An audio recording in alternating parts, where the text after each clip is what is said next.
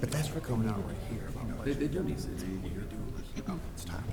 Oh, it got quiet. I like that. We're going to go ahead and get started. Today is August the 12th, 2026, 5 p.m. We're having a special budget workshop. This is the second of two, and hopefully this will be the last one. First on the agenda is roll call. We're going to start with Commissioner District 1. Commissioner District 1, DeAndre Knoxon. Brian Getchis, Commissioner at Large. Abel Garza, Mayor. Chris Sharp, District 3. The four commissioners, the commission members on the panel qualify as a quorum. Oh. I'm right here. District 4, Jason Delgado. I knew he was here. We said hi when he entered. Apparently, When I'm I not talking entered. enough. We have a quorum. Next is we're going to turn it over to the Finance Interim Director, Ms. Laura Boyd. Good evening, Mayor, Commissioners, public. I just want to recap a little bit about how the previous workshop, and I just want to remind everyone some assumptions that have been made regarding the budget that I'm going to present.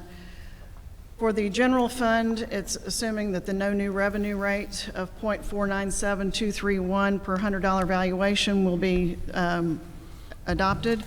And of that 0.497231, 85% of that goes to the general fund for maintenance and operations, and then 15% of that rate will be going to the interest and sinking or the debt fund. This also assumes a 3% cost of living raise.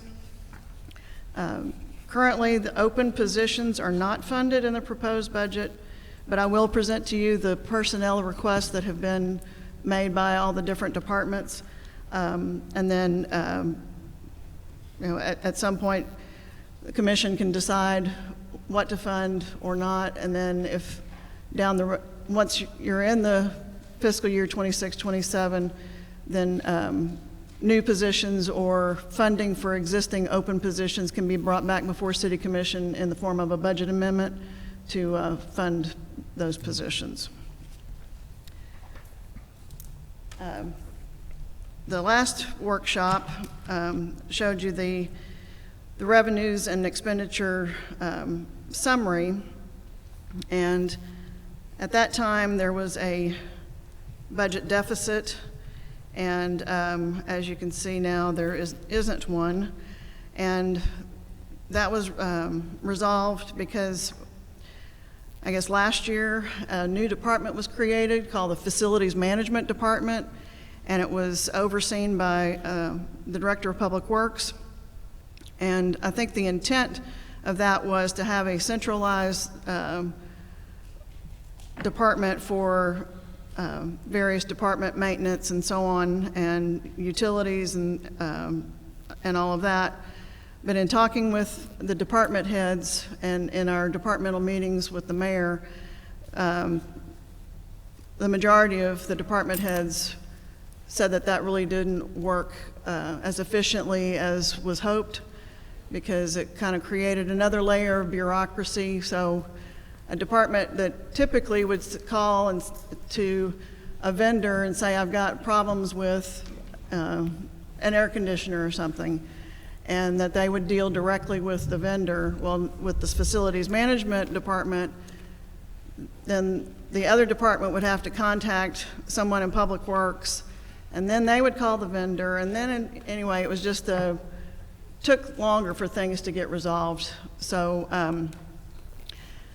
I removed that department, which was like $3.6 million, plus the fact that some of the departments had already accounted for some of those types of things, utilities or maintenance of buildings, in their budgets. So there was a duplication there, so we got rid of that. So that's the summary on that. And I believe at the last meeting we stopped right before the fire department. So we'll start with going through the fire budget. And if you have any questions, I'll entertain those questions, and Chief Harris is here to answer any specific questions you may have about the fire department budget.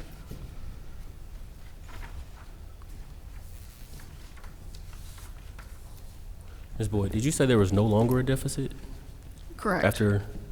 Yes, for the, I'll go back to that.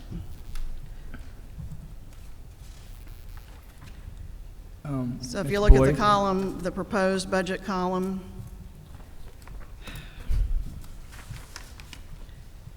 total revenues budgeted 82.5 million, and total budgeted expenditures 82.4. I realize it's not a large surplus, but it's better than a negative, 110,707. That's great. Ms. Boyd, if you could go backward, though, I'm still processing what you said a moment ago. I'm certainly a fan of found money.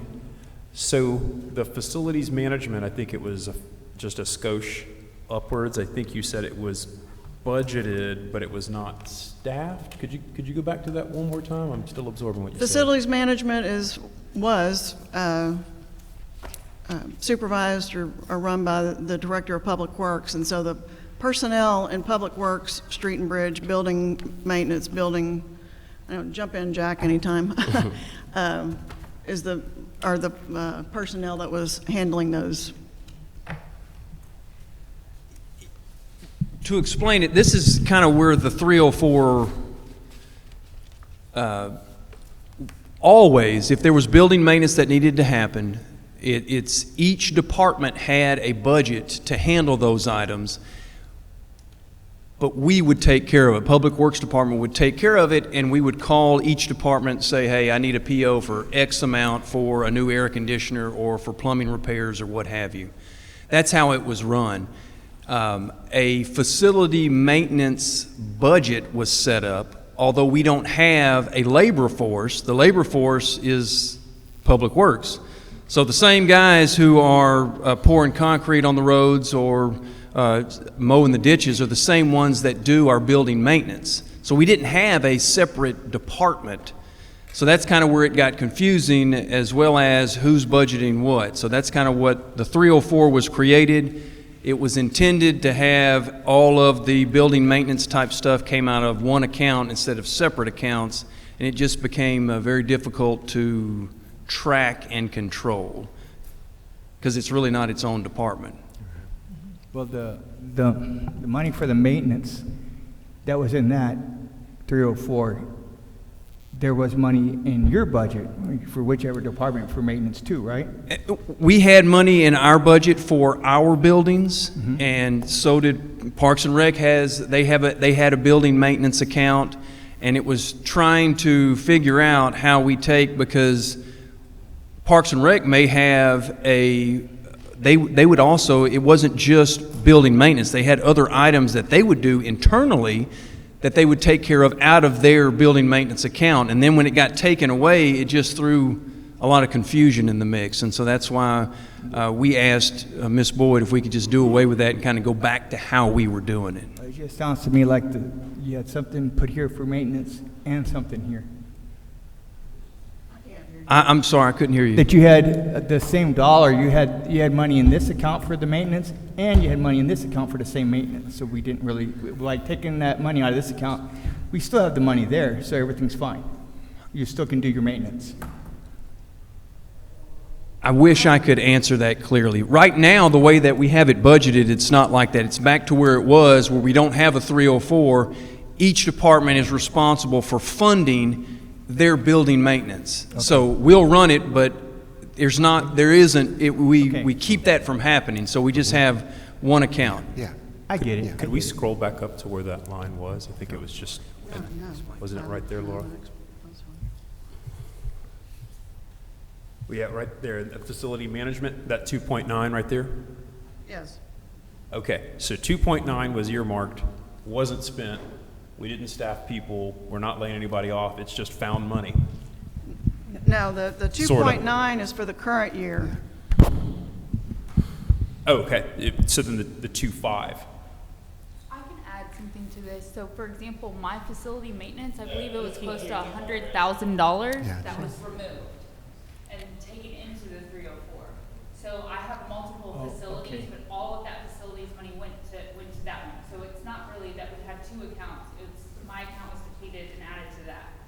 understand. Okay, thanks. The first column here is for the current year's budget, and then the second column is for the current year's projected, and then you see the 26-27 budget for facility management is now 0. Because anything that was in Department 304, facility management, is now in respective departments.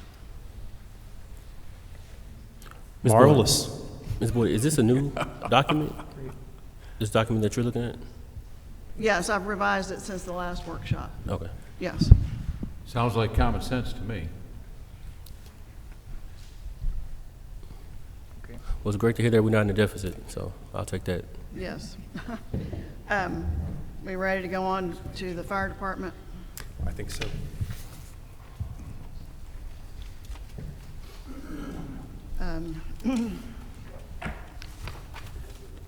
Are there any questions regarding the fire department's budget? And you'll see, just to continue on with the previous conversation, you'll see the utilities line item. There was nothing previously budgeted, and now it's $195,000. Okay, thank you. So And then Ms. maintenance of buildings and grounds. So is that's going not back a, up. like that 195 then, Ms. Boyd? I noticed that anomaly throughout. Utilities had been 0, and suddenly there's a fairly significant utilities line. Yes, because the utilities line had gotten moved to the facility management department. And the Okay. utilities is electricity, water, natural gas. Oh, utilities. Okay, but then that explains a lot, because I think there were a significant number of net new spend items that were previously not in the prior year's budget. They're not actually new spend, it was just in a different account. In a different place, yes. Wow. A Rubik's Cube. Please continue.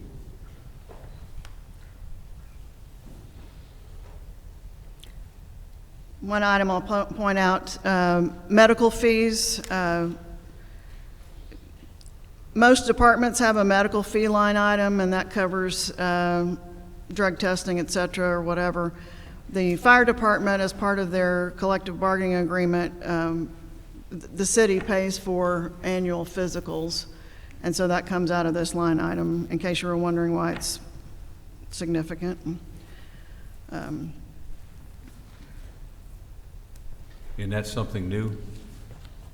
No, sir, that's not new. I'm just pointing out that it's larger than you'll see in any of the other departments' medical fees line item. And they don't do that with the police department, it's just the fire department? Correct. Unless nothing's changed with that, has it, Audrey? Okay. On the fire department, land and building improvements, you'll see $175,000 there. That's for any facility improvements to any of the existing structures that may be needed. Okay,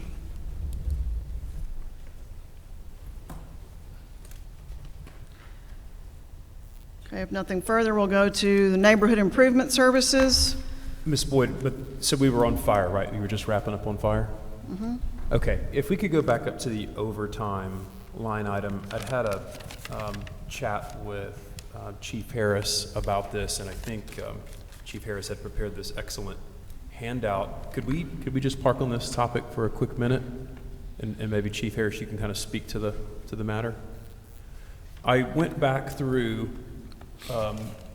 all of our budgets since FY 2021 and looked carefully at overtime, and mostly police kind of goes up and down. Like it's fairly choppy, and what that suggests is, I think what we discussed previously, Chief Patterson, is we probably need to add staff. But fire department, what I saw from 21 to present is kind of up and to the right, like it's continuously just going up and up and up and up. So Chief Harris, if you could kind of speak to that, and then should we just have an expectation that we're going to continue to have overtime increasing at 25% year after year after year, or at some point does it taper off? Like, how does it end? Great question, Commish.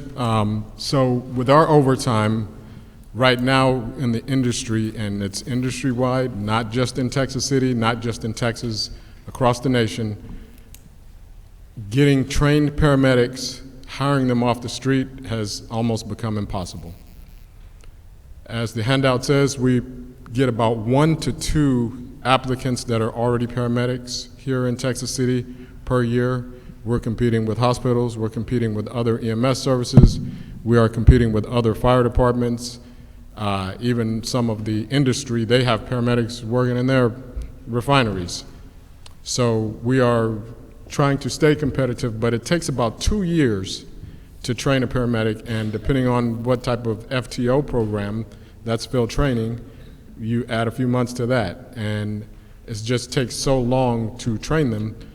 And with staffing, minimum staffing, we have to keep our units staffed 24/7. So when they're away at school, we have to staff it, and that makes the overtime go up.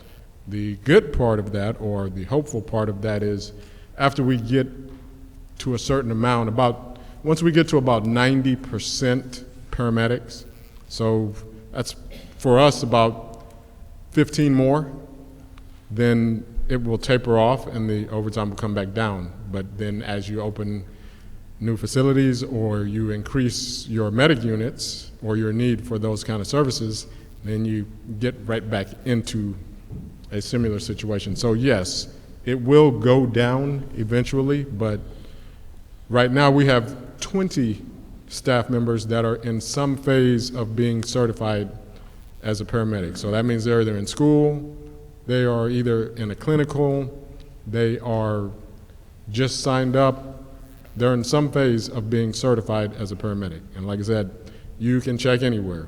This is a problem across the nation.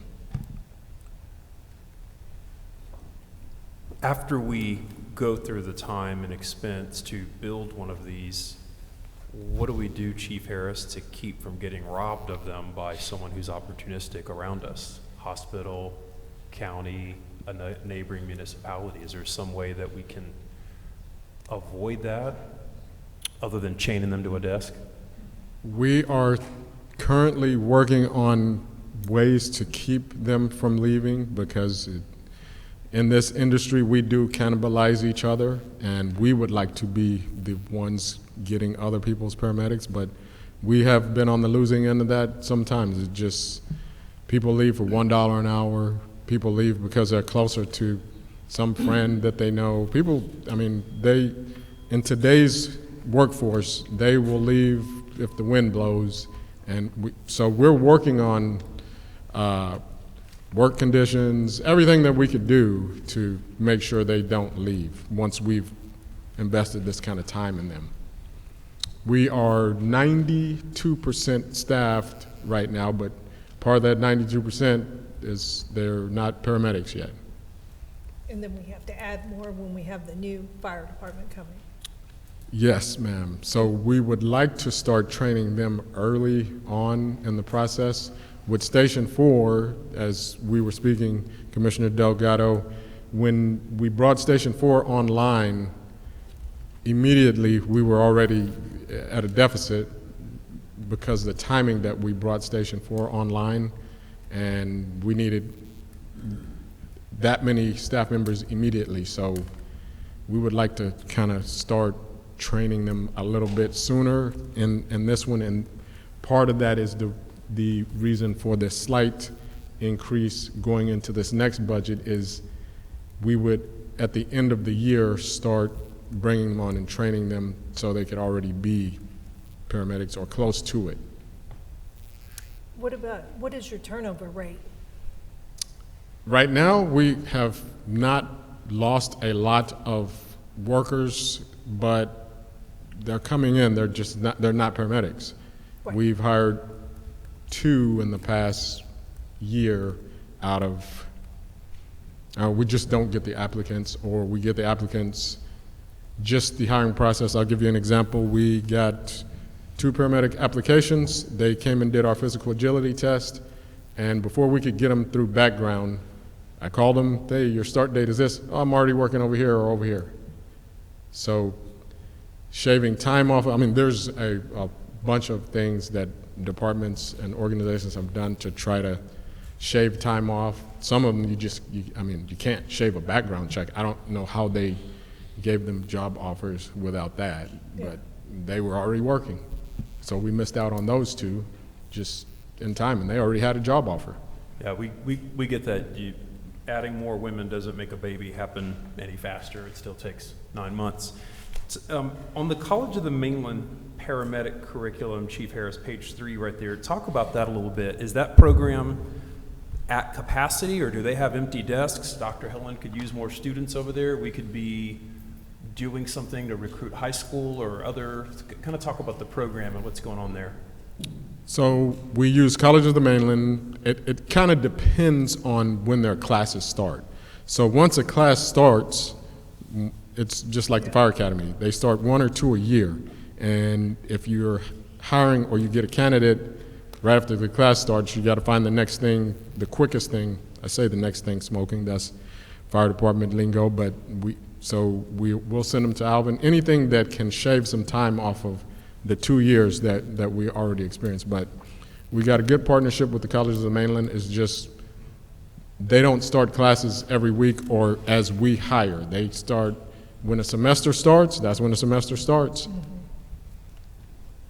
Yeah, we get that. What I was looking for, though, was if she has space for 20 students or 50 students per semester, are we, she, us, they, the group of us, are we able to fill those, or do we need to put more, like an advertising campaign, something on Facebook, something in the high school, or what have you? But it seems like this is a chronic problem, and then It is. maybe there's something else that I'm thinking about the commission, like we tend to know people and twist arms and stuff like that.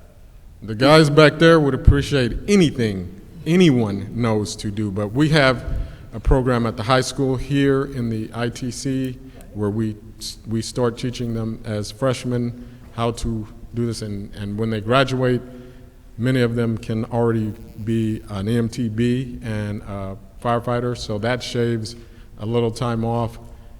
Oftentimes at the College of the Mainland, when their classes start, we don't have 20 candidates to send them, but we send them, what we have. And like I said, there's multiple individuals at different phases of these classes or clinicals that they have to do or field training that they have to do. We are open to any ideas and any help from anyone in the community, commission, and the state, anywhere, because it is becoming more of a problem in this industry. Thank you. Yes, sir. Hey, Chief, where do we rate in the county for pay, the fire department?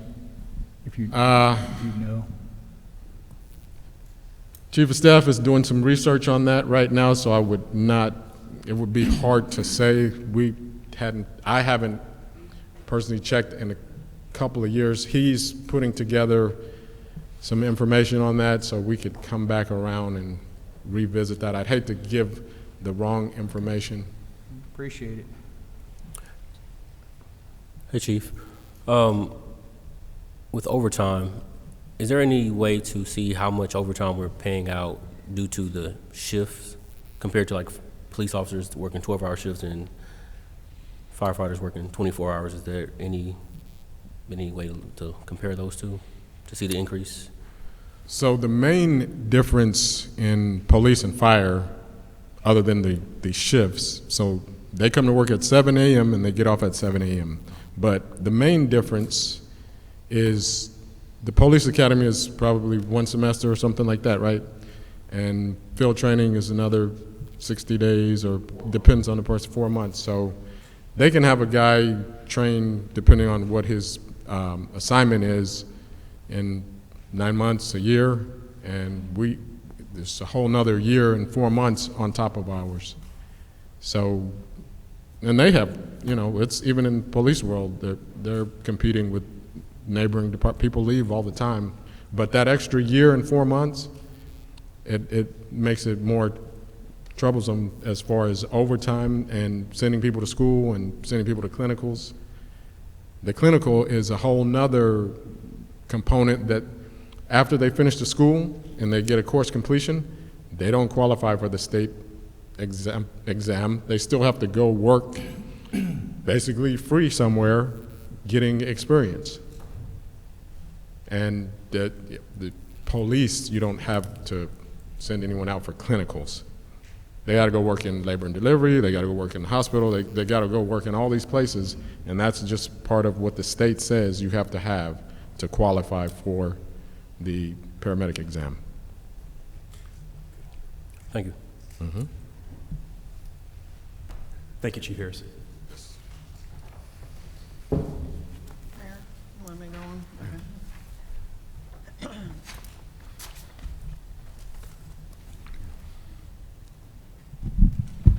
Thank you. So the next is the Neighborhood Improvement Services, also known as Code Enforcement. Currently, that is under the direction of the Fire Department. The largest expense in this department, not surprisingly, is the nuisance abatement.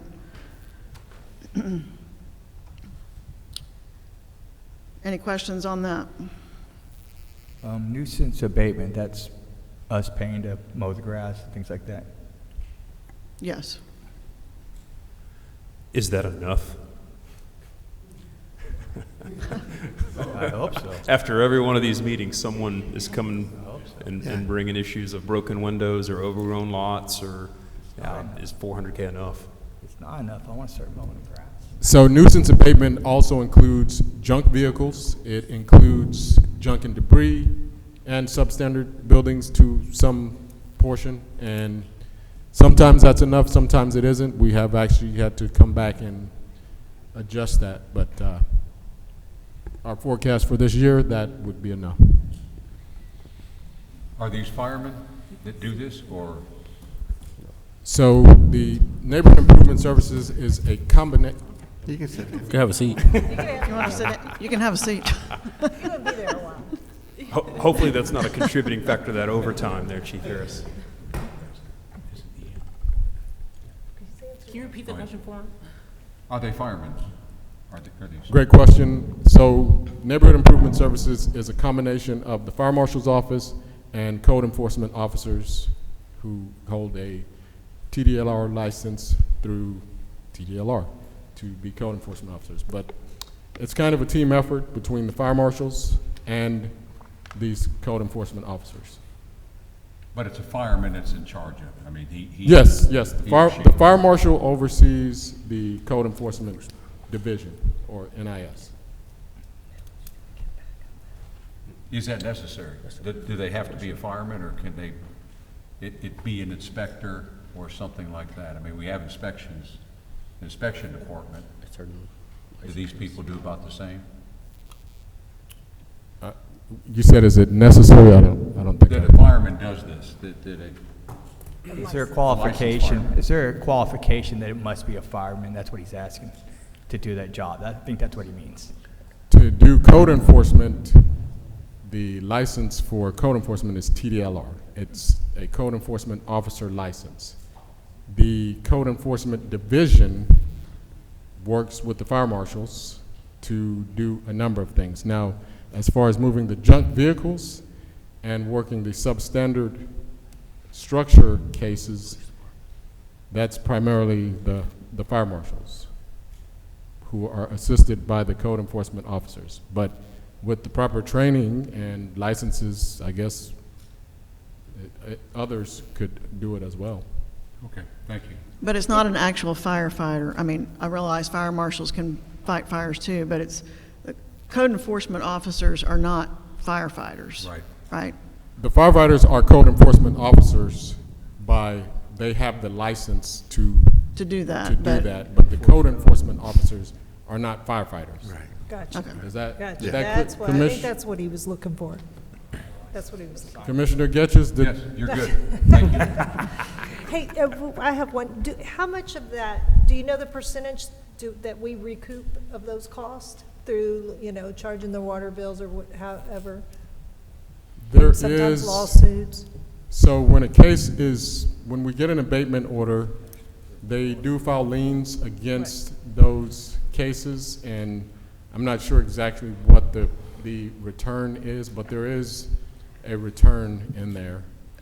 But as you can imagine, the return can be slow because Process. a lot of times the lien isn't cleared until somebody goes to sell that property and, Right. anyway, so, anyway. Lion Margaret has that information, or will they be able to if we needed it? I believe so, but I can find out.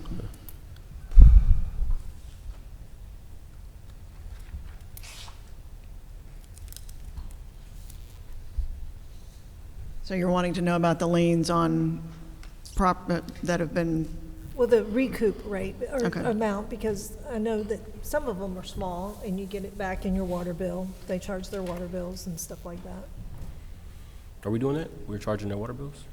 When it's mowing or something. No, No, that's not. that's a a different different- program. Oh, okay. That's Mr. That's for Stump. picking up like junk on the Oh, corner. okay. Yeah. that's No. separate.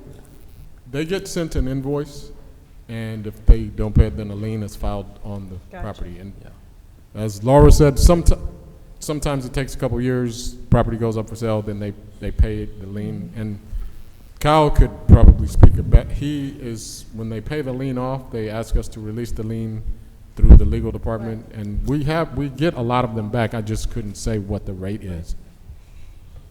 And some do comply after they do get tagged. They do comply with, cutting their lots. Sometimes it may take the 9th out of the 10th day to get it done, but some of them do comply. Yes, we do prefer voluntary compliance. Somebody. I'll find an answer for you and disseminate that to all of you. Okay, the next department is inspections.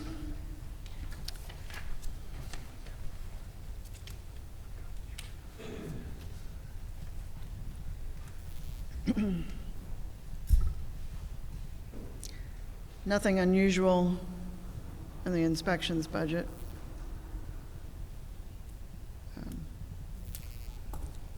Yeah.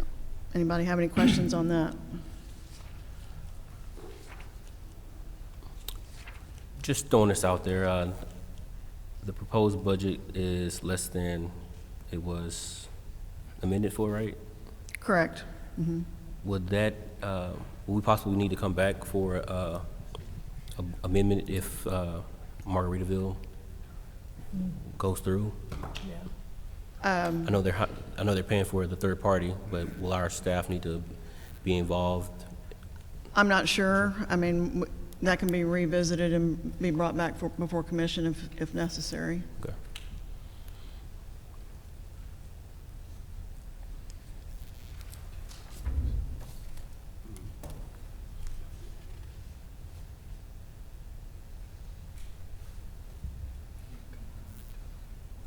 Okay. The next is municipal court. How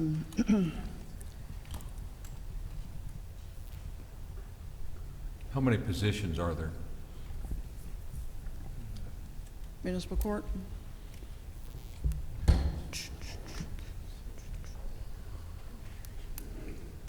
HR, do you know how many positions there are in municipal court? I know there's 4 marshals that report to the court. There's the the prosecutor, and then I believe there are 6 people in the department, but I'll get you a definite answer.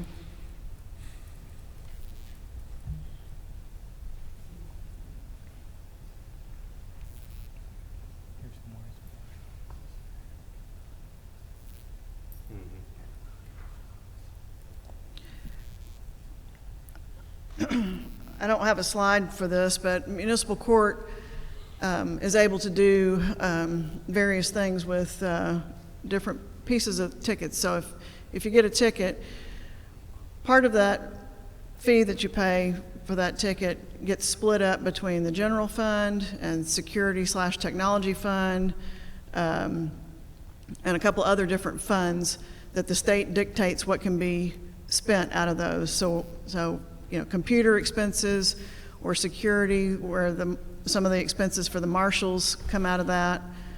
So it's not just the general fund. Yes, the general fund is the bulk of it, but they have other revenue sources to cover some of their expenses.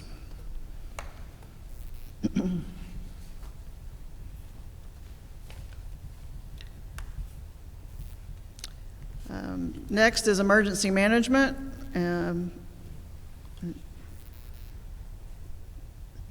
There's nothing unusual in this budget. Any questions on emergency management? Right now, there's one person. Correct, Joe? Yes, there's one now, there should be one vacancy now. Okay.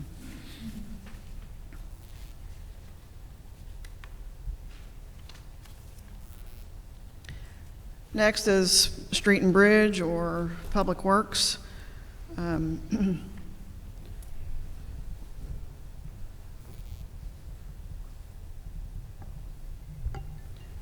You have any specific questions regarding public works or street and bridge? I do, Ms. Boyd, but I'm not sure if it's my ignorance or if because we don't have the capital improvements section, I think. We haven't gotten that yet, have we? No, for capital outlay, there's two different things. What we call rolling stock or big pieces of equipment. That'll be in Fund 602, which is the Capital Equipment Replacement Fund, which is later on in my presentation.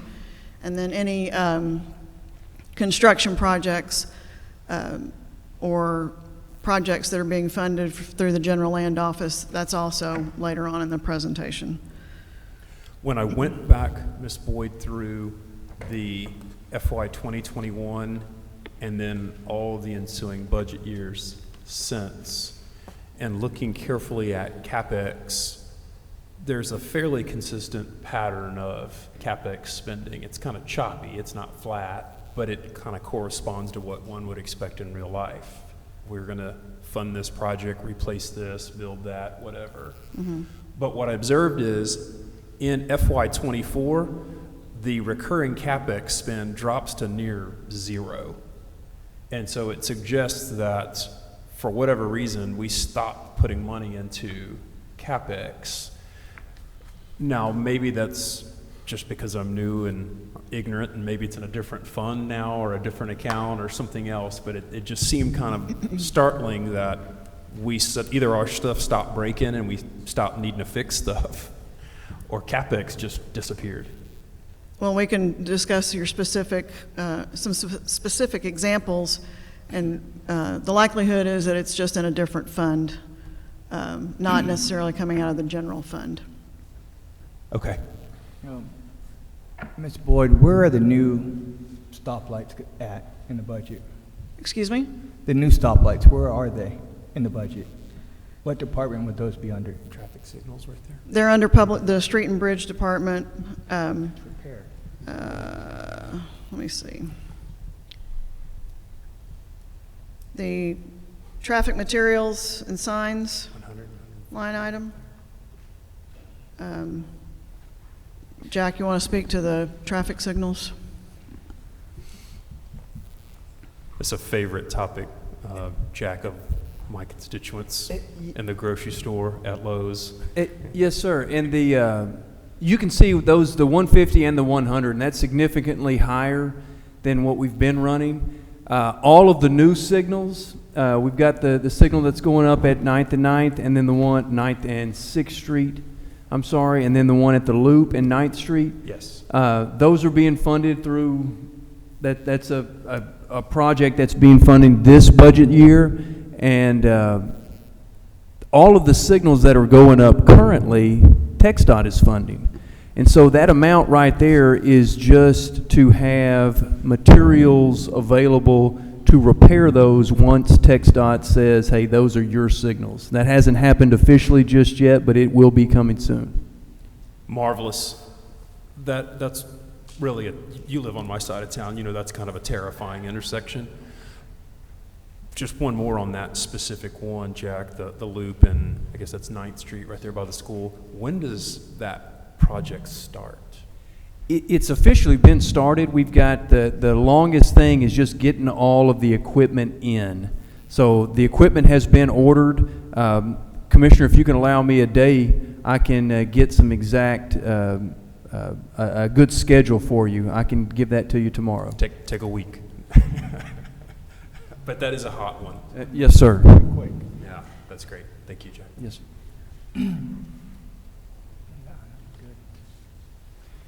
On the professional services, it's on the page down. Yes, the $100,000. You know, why is that so much higher than it was before? What are we doing? Out of curiosity. It had traditionally been about that amount. In fact, I based this budget really off of my 2024 budget, just to kind of get back to how we were doing budgets before, getting away from the 304 count, all that good stuff. And it's traditionally been that. Here in the last couple years, most of our professional services have been dedicated to GLO projects, American Rescue Plan projects, so they were funded from a different account. So once we get away from those projects, we're going to need to be spending money out of that account once again. Thank you. Anything else on Department 301?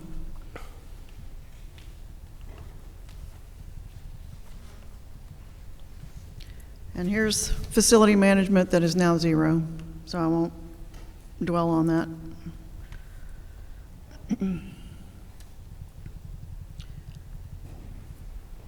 Sanitation.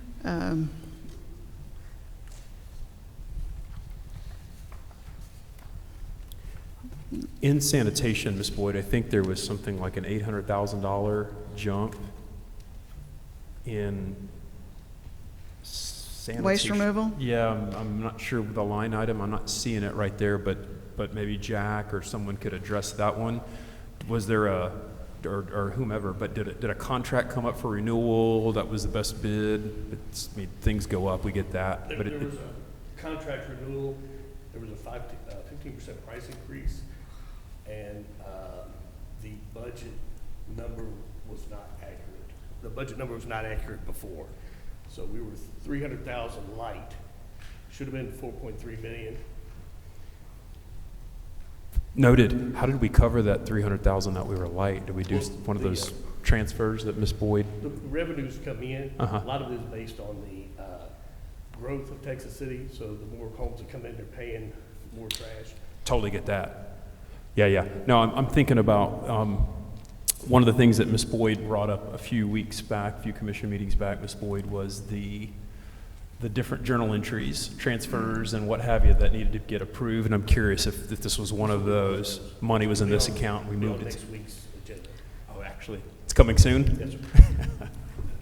Okay, makes sense. Thank you.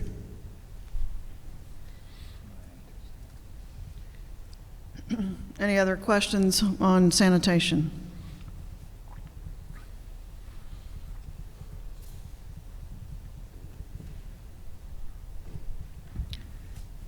Next is Department 303, which is rainwater pump stations.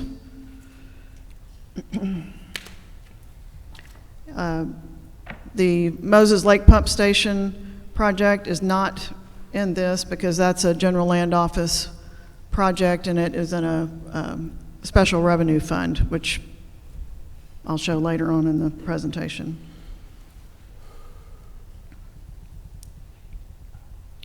Any questions on this department? Not here, but just in a word or in a bullet point, are we on track with that equipment and all that stuff, Jack? You and I had a chat about that. Certain constituents that have a high interest in diesel engines and things of that nature. The pumps are in fabrication, They're so being they built have out. been ordered, yes, sir. Okay, marvelous. Thank you.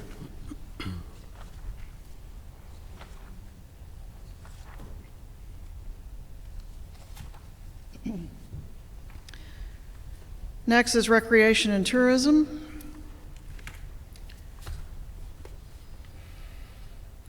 The bulk of recreation and tourism comes out of the general fund, but there are some items that can be paid for either out of hotel and motel occupancy tax, or the Dyke Fund, or other revenue sources. Just to let you know that it's not, there are other expenses for Raconteur that are not captured here in the general fund. Sticking with the topic of overtime, it's nowhere near the same order of magnitude as the other topics, but yeah, Ms. Miller, if you could kind of speak to that. It is pretty consistent year after year after year. Absolutely. So when we have things like heavy rains, right?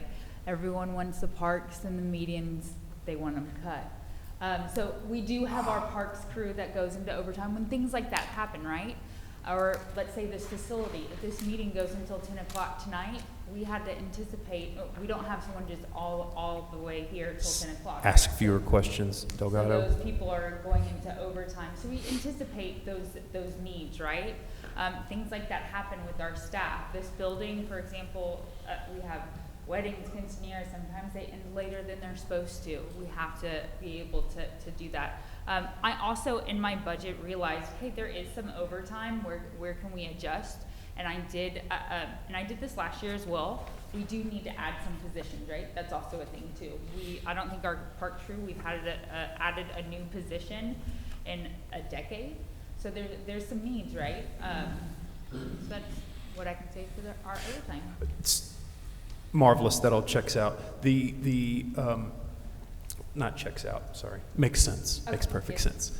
The events, I think about the car show, the Lone Star Deluxe, fantastic event. So when your staff are out there doing what they do, that's overtime though? That's overtime, yes. That's an overtime for our parks crew members that are there. However, like this facility, our custodian staff, that's considered regular time for weekends because this is open 7 days a week, but our parks crew has like a standard work schedule of during the week. So if we're working later or on weekends, that's overtime. So when Sam or any other third party wants to put on an event like that, I'm guessing, is there a fee that we charge that, or we just, It as depends a on the courtesy? event. Some events are co-sponsored. If we see that they're a benefit for the city of Texas City and they're bringing in a revenue or an economic impact, we'll co-sponsor, right? But there's other events that are independent and those will be paid events. We have a special event application and they're vetted depending on those things. Marvelous. Thank you. Thank you. I have a question. This is kind of off topic. On the food trucks that show, do they have to pay a permitting fee like they do for Mardi Gras and stuff in Galveston for that Yes. weekend? And those are all handled through the police department, the permitting. And EDC, I'm sorry, through economic development. So, one thing that we have started doing, and this is per state law, is typically when food trucks are in the city as opposed to special events, we are no longer allowed to charge permit fees to food trucks. They're supposed to register and be part of the state registry, and they get permits there. The city still has the ability to monitor their health status. They have to reach out to either the health district, the county, or the state level to make sure their permits are over there. We also have the ability to monitor their fire code to make sure that they're up to par. If they've gotten it done within the last year, great, they give us that documentation. If they have not, the city is permitted to do that permit for them. That's a departure from what we've done previously, and that applies not only to food trucks around the community, but also for food trucks that would be at the community plaza. It's a different situation with events like the Four Nations, but Gotcha. for that, we do not charge for permit fees. What about the rec and tour security? Okay, so that line is for when we have events, right? Let's say, again, a wedding, and they need to have security. We have an account that's allocated for that, saying, hey, we've charged these people this amount, but we still have to have security at this event, and this is the account we say we're going to take it from. If that I don't know. But the people pay for the security, The correct? people pay for security, but that goes back into the general fund, Okay. and then when I request it from the police department, I need to say, hey, this is the account we're paying from. That makes sense. Understand.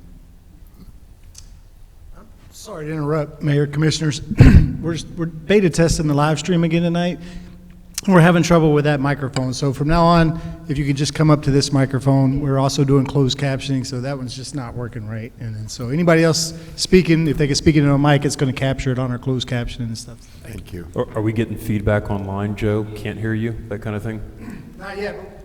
Not yet, Commissioner. We're beta testing and making reports, and we'll get all the commissioners' updates on how that's going soon.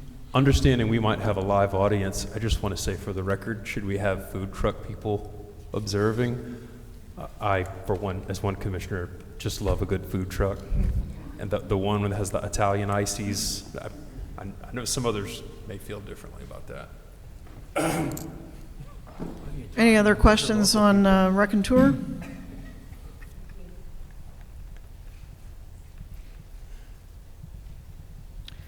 Next is the library.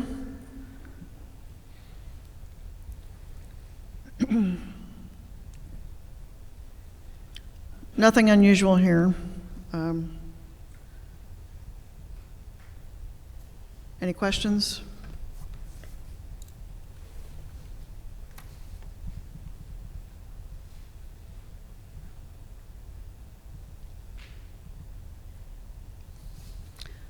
Next is Bayou Golf. Any questions here?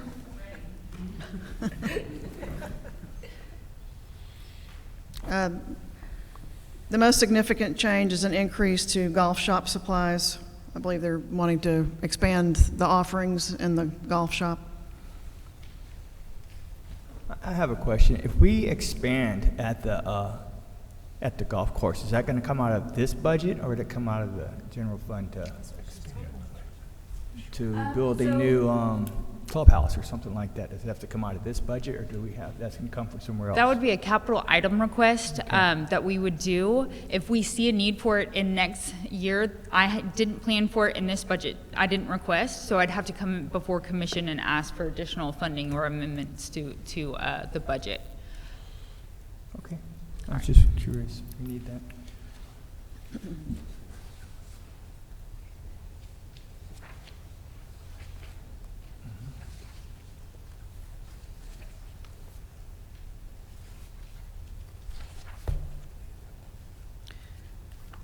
There is one capital item in golf, and it's $27,100, and that's for pro shop upgrades.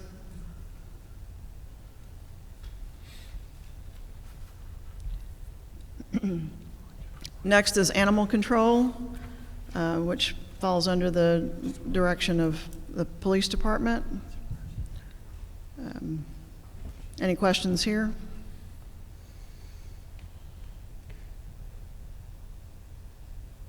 I adopted an animal from a dog, not an animal, sorry, dog.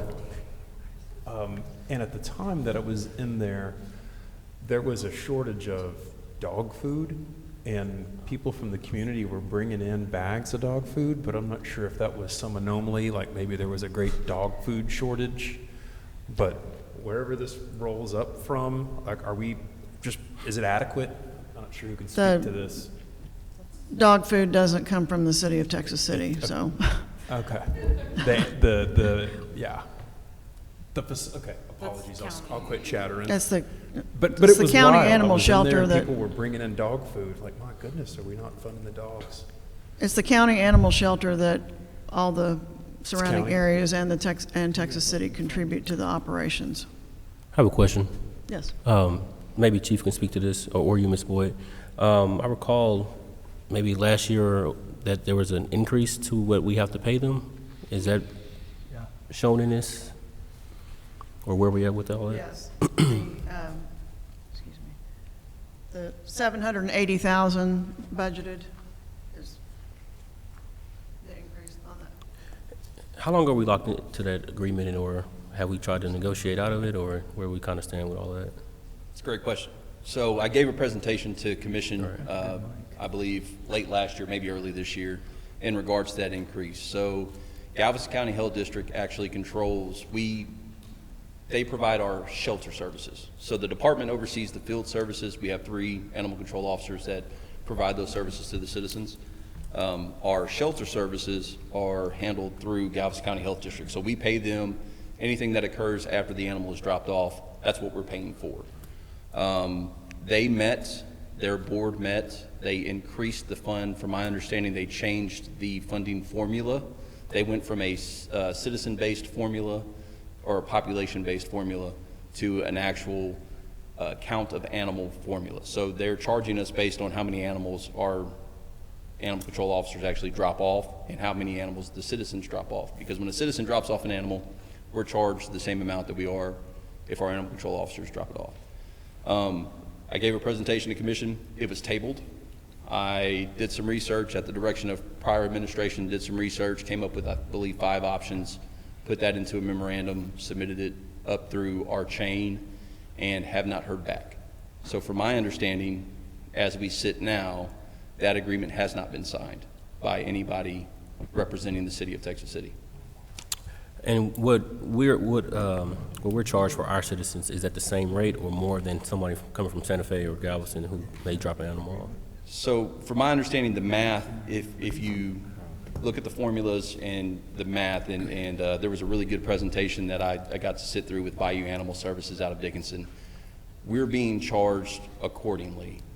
We do have, obviously, the highest population out of the agencies or the cities that are involved in that agreement, and we do use their services quite a bit. We have the highest animal intake rate out of everybody, so that would be my understanding of that. So I do think that we are being charged accordingly. It's just with the change in their formula that they're utilizing, that's why that increase was so significant. Thank you. So they were short on dog food.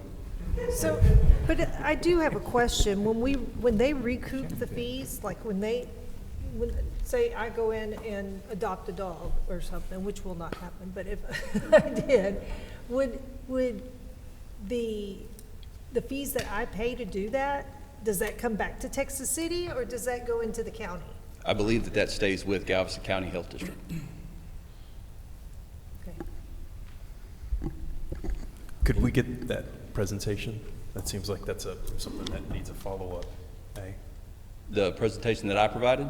If it was delivered to commission last year, I guess we can go find it, huh? We can go online and hunt it down. Yeah, absolutely. I mean, we can get y'all information. I can provide the memorandum that was completed with all of the options and all of that as well, and we can give that to y'all. Or I can give it to the city and they can provide that to you. Let's do that. I think so. I mean, we have a lot of important ground to cover, but this really matters to a certain group of constituents, and no-kill shelters and all those types of things can be a really hot and emotional topic. And yeah, if you already presented on this, it seems like it's incumbent on us to consume that information and follow back up. Absolutely. Thank you, Chief. Thank you.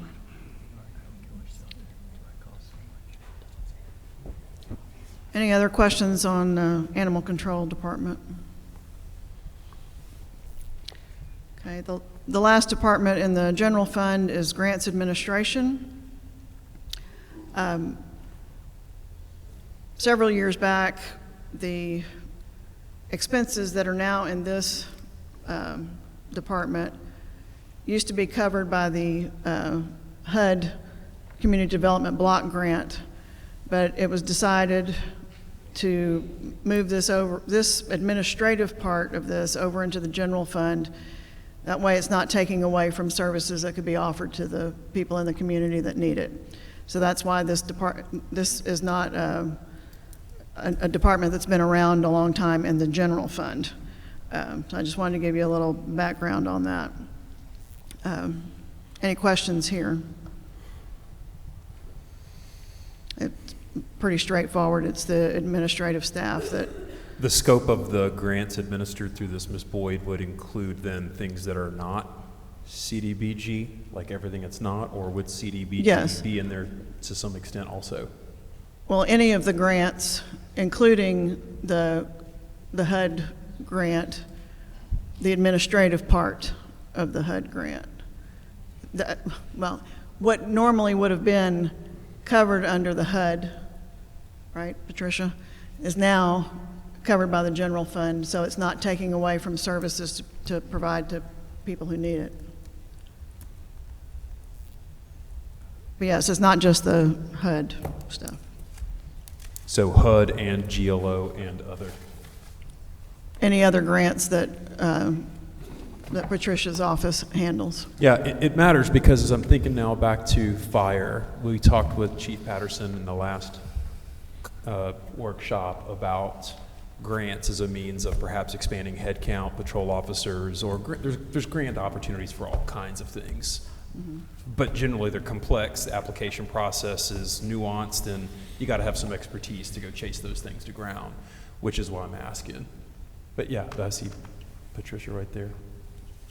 I was going to ask real quick, do you know the other cities, do they do it this way too? I do not know. You don't, okay. I can find out, but Or I maybe don't Ms. know. Mata knows, is this a best practice to commingle your grant administration, federal with state? So what Ms. Boyd was saying, that the administrative part, just salaries, is covered by the city. And any small software just for grant administration for the city, excluding CDBG. Other cities that have CDBG programs sometimes merge grants administration and CDBG, or it falls within that same department, but funding is different and kept separately. It's best to keep it separate, correct?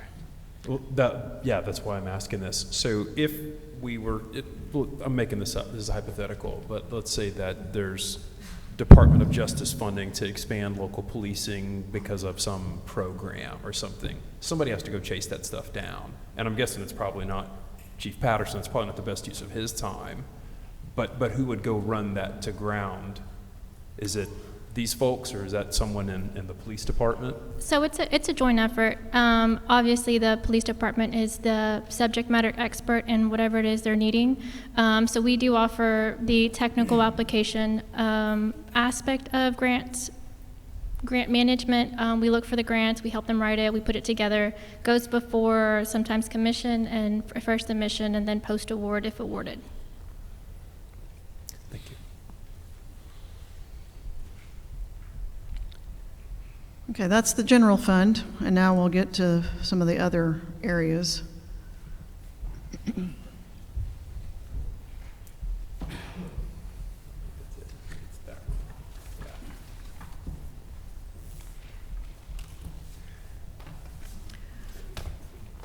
Another key area of the budget is called the special revenue funds, and these are funds that start with the number 2 in our chart of accounts. Special revenue fund is a fund used to account for revenues legally earmarked for a particular purpose, and a good example is the hotel motel tax fund. The state dictates what these funds can be used for. Typically, it's promotion of tourism is the big one. So I'll go over some key special revenue funds that the city has. Hotel motel, the mitigation infrastructure grant, that's where the Moses Lake Pump Station is, and the Texas City Dike Fund. By ordinance, the city's hotel occupancy tax is 7% of the hotel's receipts, and it's payable to the city each calendar quarter. Many of those who are supposed to pay monthly. They're supposed to pay at least by calendar quarter. Currently, there are 20 locations subject to this ordinance. That is hotels, and there are 3 short-term rentals that are reporting. Don't know if there's others. We would have to contract with a firm that would audit to find out that sort of thing. Projected unassigned fund balance in this fund at the end of this current fiscal year, $3.3 million. Typical annual revenue is $1 million. Ms. Boyd, going back to something that you just said, short-term rentals. So to be clear, that would be the Airbnb, VRBO type things, Correct. right? Yes. In the past, I owned a number of those units in Travis County, city of Austin, and they were militant about enforcement of collection of that. Mm-hmm. So I'm curious, do we know, are people generally paying timely, or is there delinquency in this? We would have to contract with somebody to audit that. We're not And sure. And the 3 short-term rentals that are paying currently are individuals. They're not associated. I said yes to the Airbnb and VRBO. It's something similar, but these are actually individuals that are doing it separate from Airbnb or VRBO. Yeah, when I did it, I had my own account with City of Austin. Like, it didn't go through the vendor. It's direct, Jason Delgado to the, okay, very good. So to put a point on that then, we're not sure. There could be none, or there could be dozens.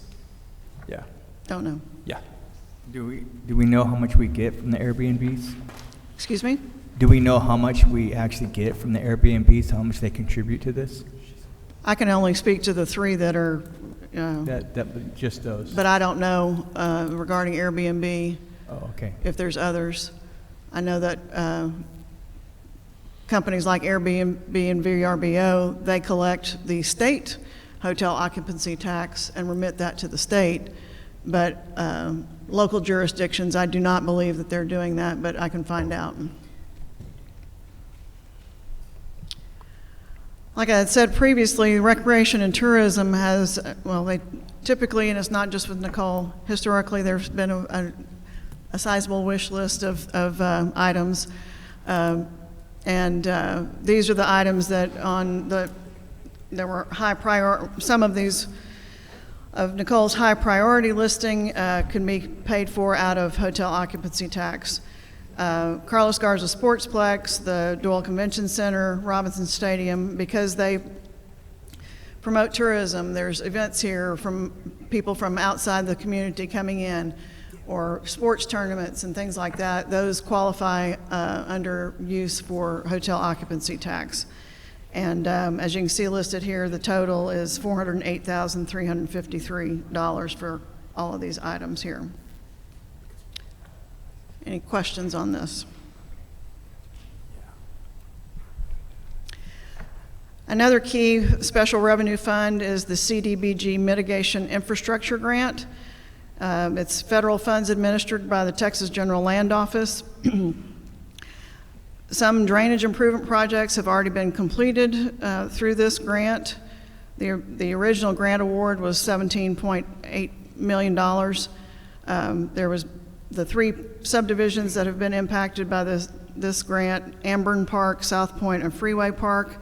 I've listed the total spend on those projects. And then, of course, the Moses Lake Pump Station project to date spend almost $900,000. Expected total cost, if I got the right number, $12.5 million. And then Commission recently approved transferring $5.1 million from the general fund over to this grant fund to cover the shortfall, because the original award does not cover the current cost of the Moses Lake Pump Station. And just so that everyone is aware, the vendor invoices are not paid until the General Land Office deposits the funds into the city's bank account. And when the vendors bid on these projects, they know that up front, that it's a grant project, it's a General Land Office, and they know how the process works. So it's not like they're bidding it blind and calling us and saying, okay, where's our money? Well, we're not going to pay until the GLO has funded it. Any questions?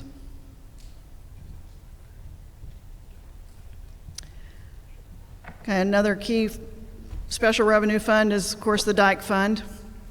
Majority of the revenue in this fund is from ticket sales to access the Dike weekends March 1st through October 31st. That's still the time frame, isn't it, Mike? Okay. Funds are used to pay for personnel assigned to the Dike, either at the gate, police patrol, sanitation. These funds can also be used for maintenance or improvements on the Dike and projects for recreation and tourism at Bay Street Park and Rainbow Park. Currently, the unassigned fund balance is $8.1 million. And I can give you the latest revenues and expenditures.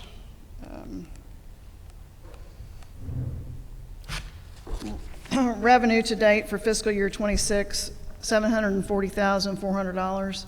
and expenses to date, $295,400. So we'll be collecting, through the end of October. Ms. Boyd, one more time. So year-to-date, you said roughly how many Ks? 7 what? The revenue is $740,400, 740K, and the expenses to date, $295,439. 295, so 740 minus 300, so roughly 400. 400K a year is what we're netting, our year-to-date. Yes. Marvelous. That is fantastic. Any other questions regarding the dike? Yes, Ms. Boyd, I have a question. Previously, we had a commissions grant fund, and from what I recall, I thought this came from the Texas City Dike Fund. Is that still active? I know what you're referring to, and I don't know that it hasn't been decided if that's going to continue. What Commissioner Noxon is talking about is a commissioner's grant that was funded through the Dike Fund, transfer of $35,000 annually to a commissioner's grant fund where people would apply to the commissioners and the mayor for a grant annually. So was this budgeted for the 2025-26 year? No, it was not. It was I don't not? believe it was. I'll double check, but I don't believe it was. I will find out and let you know on that.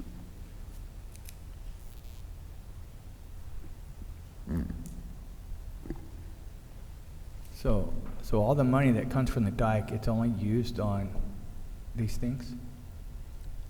I couldn't hear you, Commissioner. I said, the money that comes from the dike, it's only used on the things here, the projects at Basically, Bay yes. Street, improvements on the dike, Rambo Park. It's not used for anything else? Correct. Yeah, there's a perception out in the public, Ms. Boyd, that dike funds might be applied to subsidize various other things. I think that might be what Commissioner Sharp is getting at. That would only be allowed if commission Allowed it. allowed it. Yeah.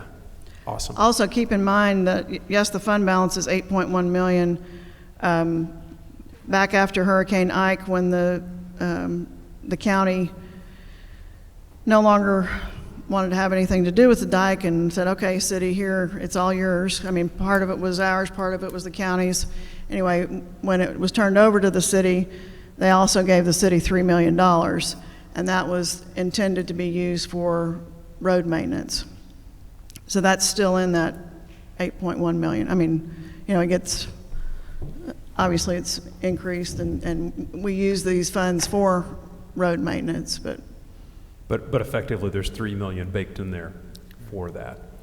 If we Yes. wanted to maybe widen the dike road, build a sidewalk from one end to the other, host a marathon, all those kinds of cool things. Yeah. mhm.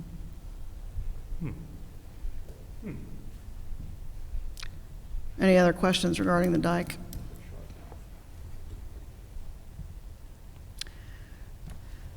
The next type of fund that's in the budget is the debt service fund. And it's established to account for revenues and expenditures used to repay principal and interest on the debt, either general obligation bonds or certificates of obligation.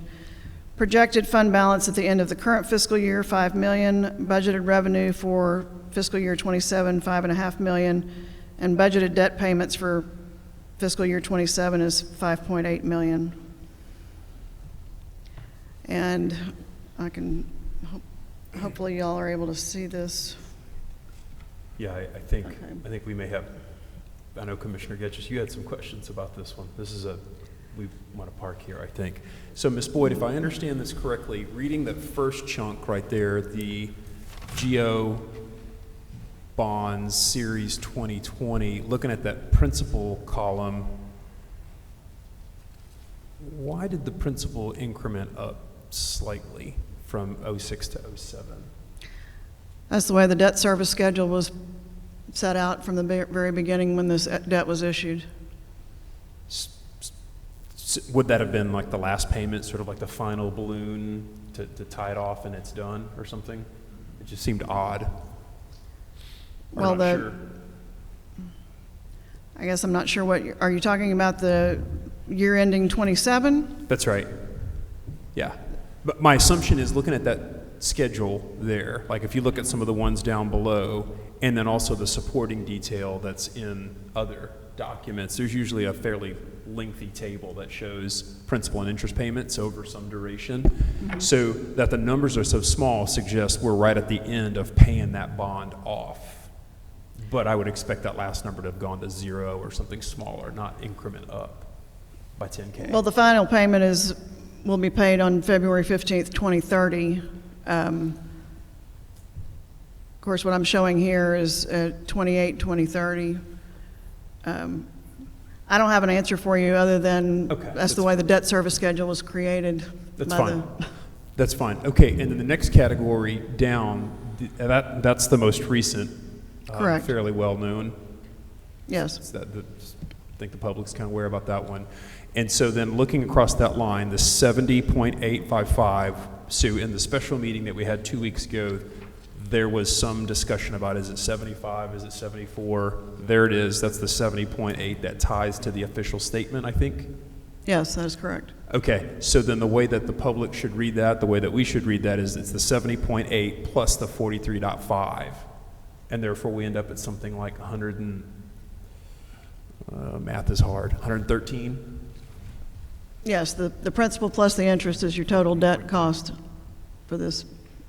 Okay, marvelous. I just wanted to draw that one out. And then I thought there was one more debt, but maybe it's utilities debt. Is that, I think that's in subsequent Yes. pages. I'll get to that in a minute. Yeah. Okay, thank you, Ms. Wood.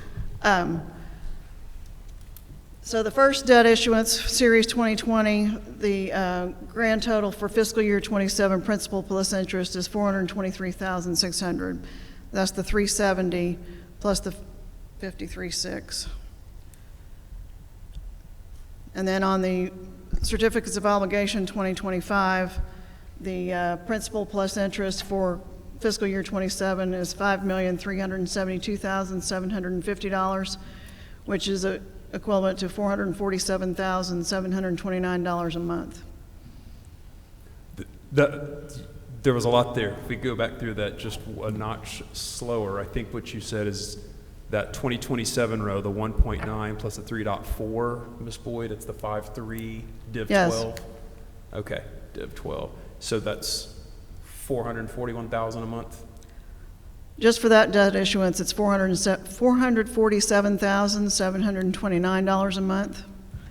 So for the grand total debt for fiscal year 27, that is paid for from property tax revenues is $5,796,350. That's the Series 2020 and the Series 2025. So a grand total of $483,029 a month.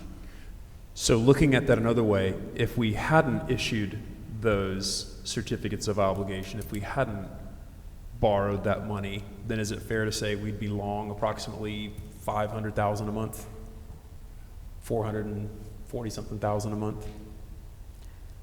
You'd still be responsible for the $423,600 on the 2020 issuance. Fair enough, up above. Yes.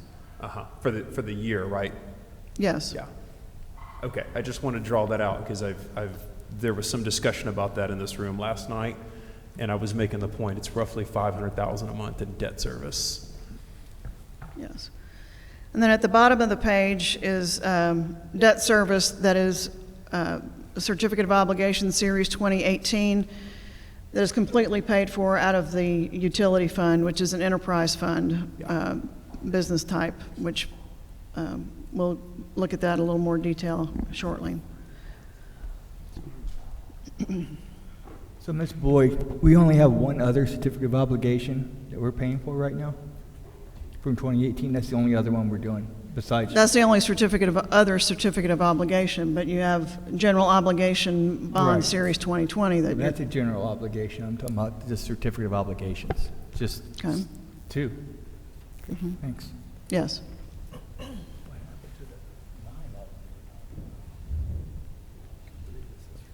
Any other questions on the debt service schedule? How much do we have a month, or a year?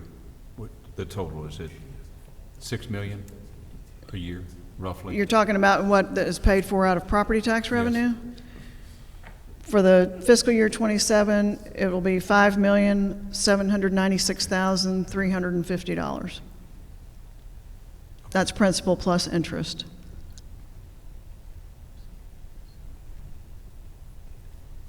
Thank you.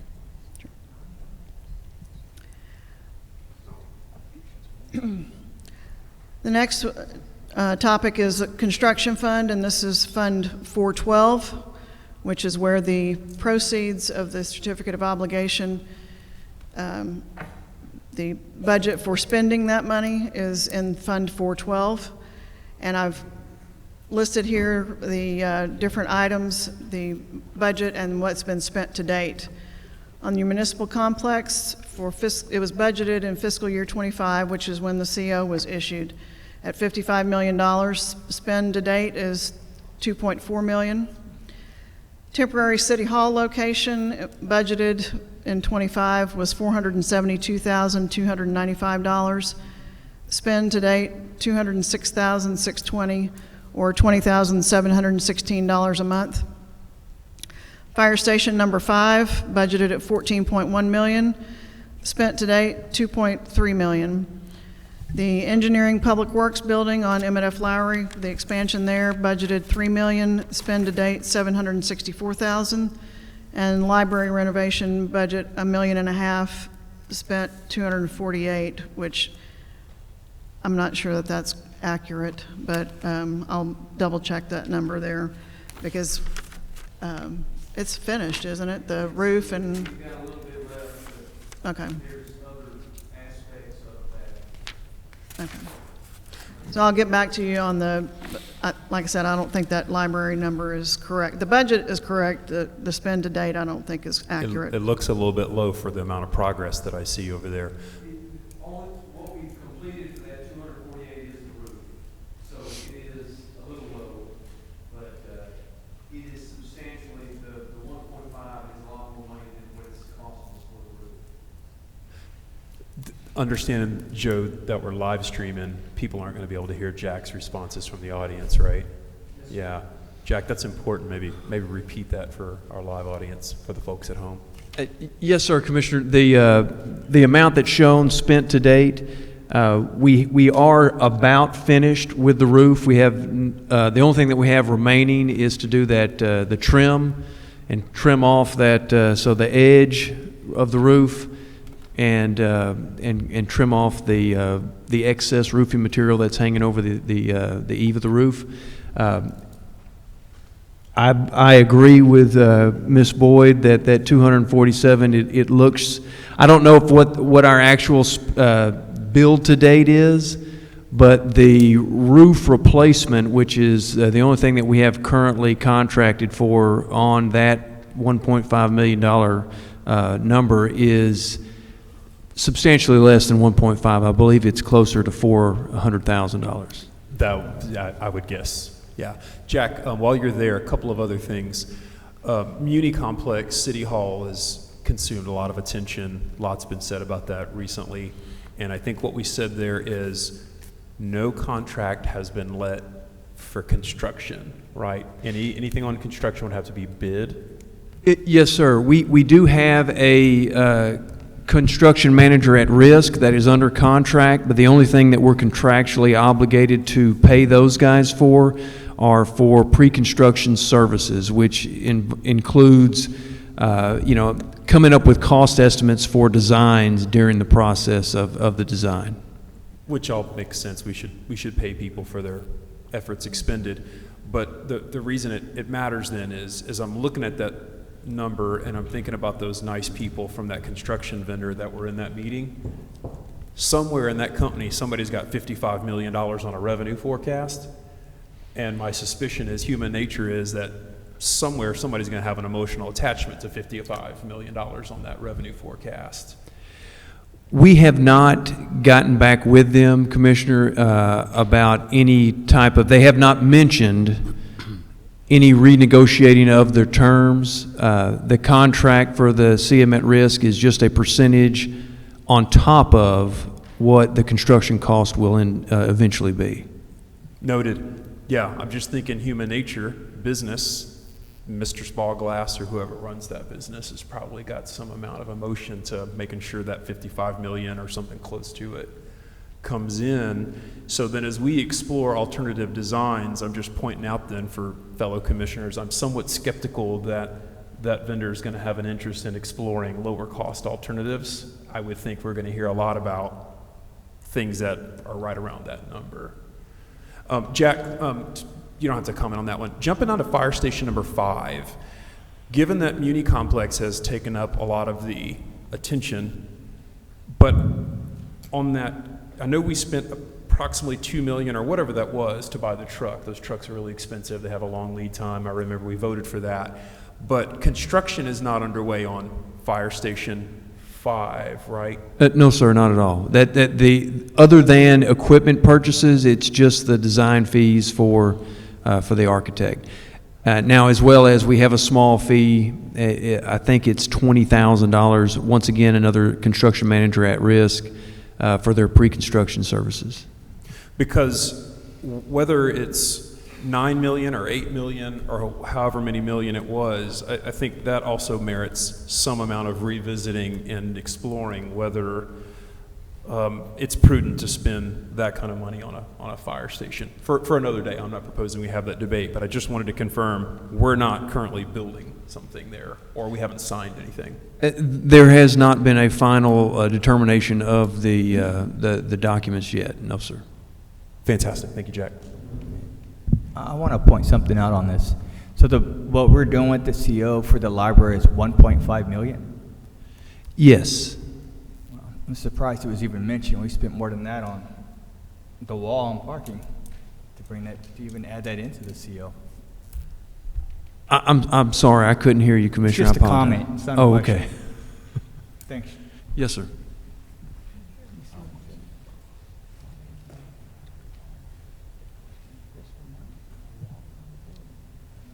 Okay, the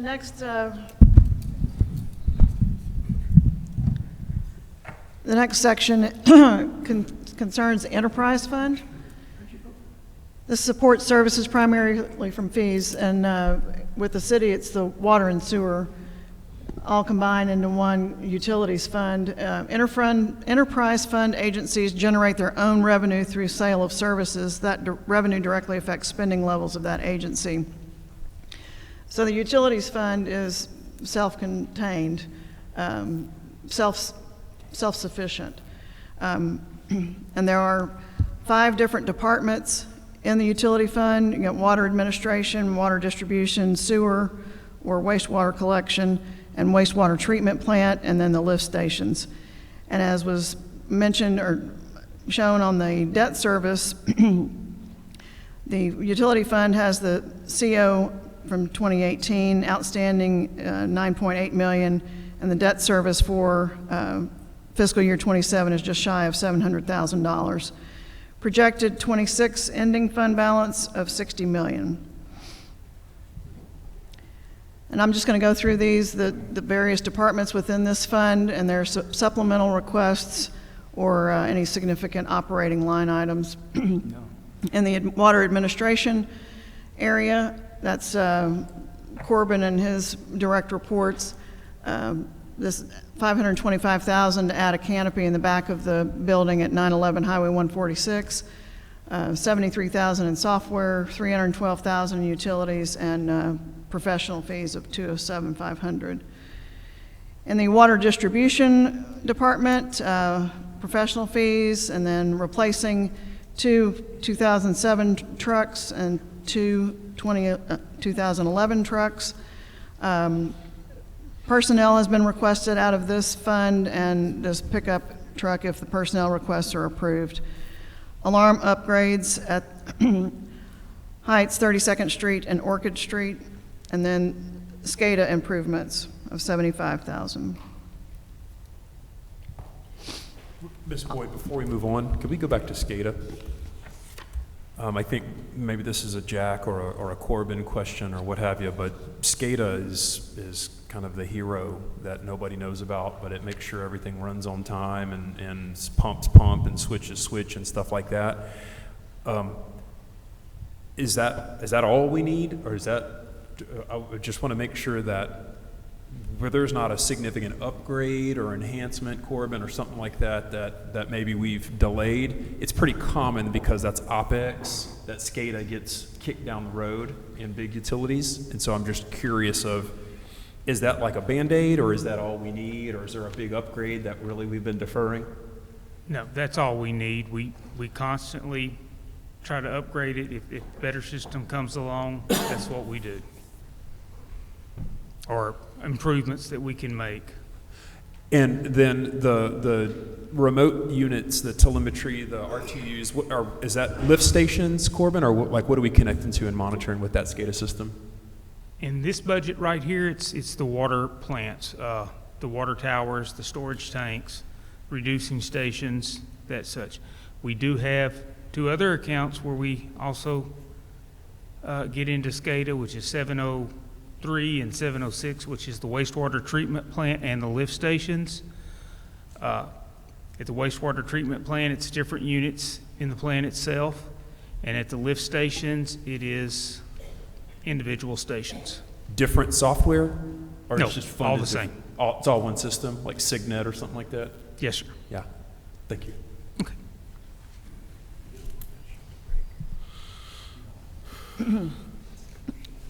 Additional items in water distribution, leak detection, pressure monitoring system, water tank improvements, and then water line improvement phase 24. Water line improvement phases and sewer line improvement phases are standard in the utilities budget. Next, then we have the sewer department, and you can see there's the sewer line improvements, phase 26, and the SSO, that's sanitary sewer overflow. Wastewater treatment plant, couple of mowers, truck, a sludge return pump. Other items here, and the big ticket item is $5.7 million for sludge handling. And then in the lift station, all these departments except for lift stations have salary and benefit expenses. There are no employees that are strictly at the lift station department. So as you can see here, there's SCADA improvements here as well. And then the big one is relocate the lift station 5, which is at 23rd and Palmer, in front of that strip center. $1.5 million for that.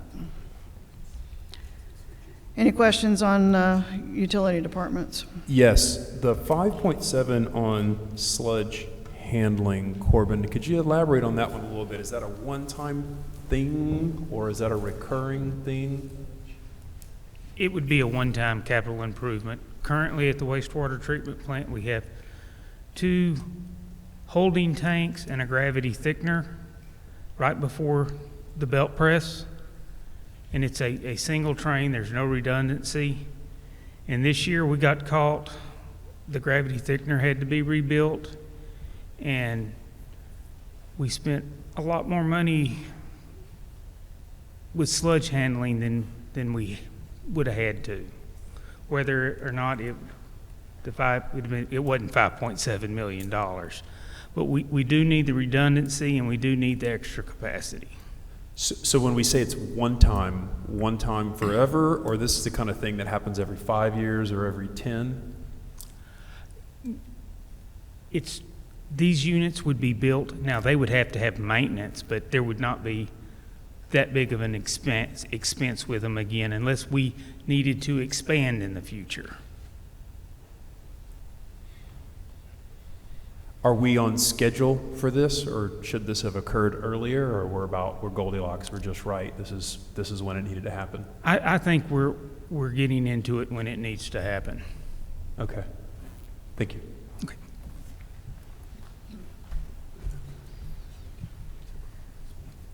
The next type of fund is internal service fund.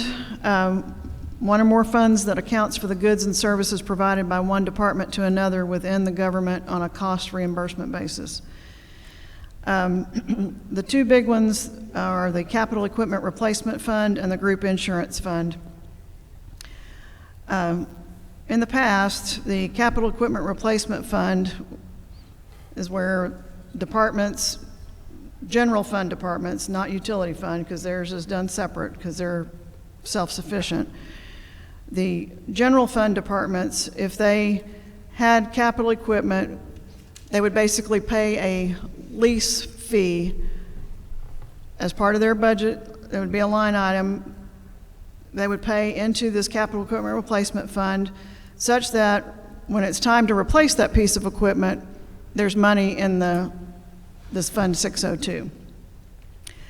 That can either be done as per department, or most recently, it's been done as a lump sum out of the general fund into Fund 602. That hasn't been done for the last couple of years, and no issue with that because the fund balance has been sufficient to cover any expenses out of 602. But expected at end of fiscal year 27 that the fund balance will be flat. So as general fund balances allow, departments should either resume their contributions or there would be need to be a budgeted transfer from the general fund into this capital equipment fund. So here on this screen is all the various capital requests from the various departments. This is what's been requested, and the fund balance is able to support the requests here.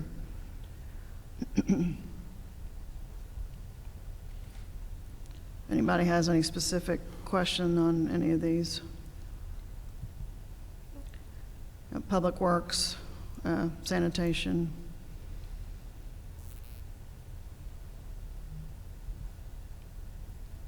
Recreation and tourism, golf, for a grand total of $3.2 million in capital equipment requests.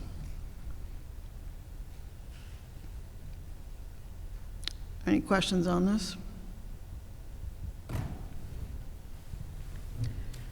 Next is the group insurance fund, and the revenues are employee and employer contributions, and then the expenses are all the medical, dental, and vision claims, premiums, and administrative fees. As you can see, the fund balances have trended down and projected to be in a deficit position at the end of the current fiscal year. Historically, this fund has been up and down, and there's have been transfers from the general fund into this fund. Increases to employee contributions have been made, increases of the employer contributions have been made. One thing that can't be controlled is the amount of claims.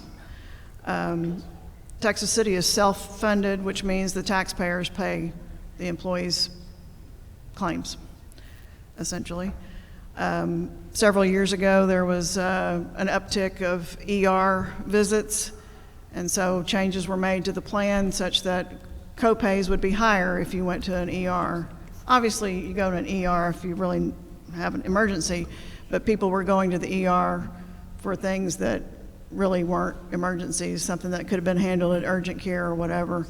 So to steer usage away from the ER unless really necessary, the copay amount was changed. So Human Resources is always working with the city's insurance broker, monitoring the claims. I mean, the city does not see the individual people, just to be clear.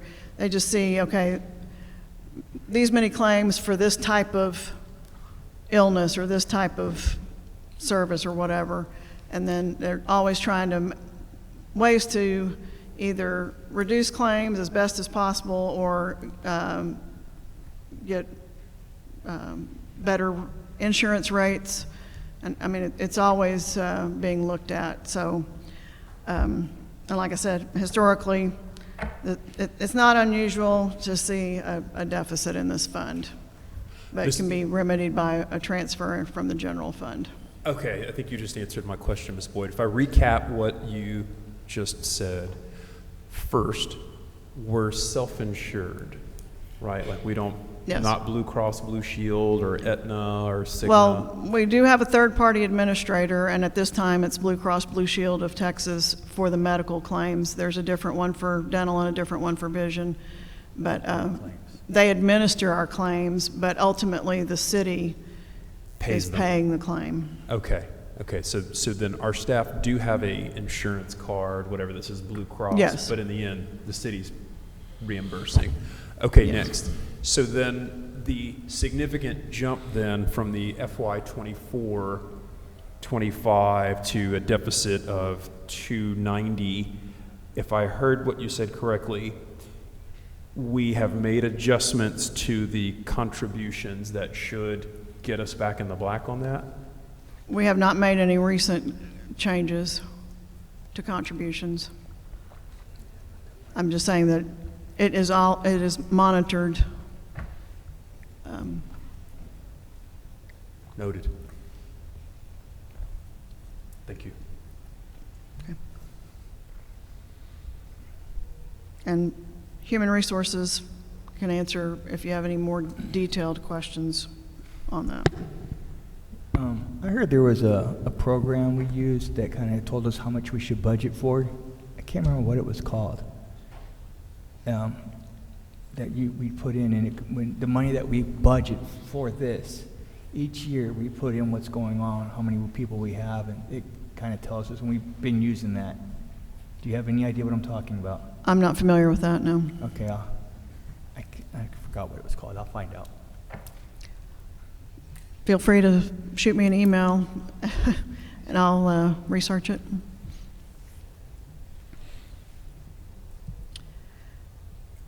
Next, the city has related corporations: Texas Economic Development Corporation, Public Facilities Development, Industrial Development, Harbor Foreign Trade Zone, Cultural Arts, and Historical Preservation Corporation.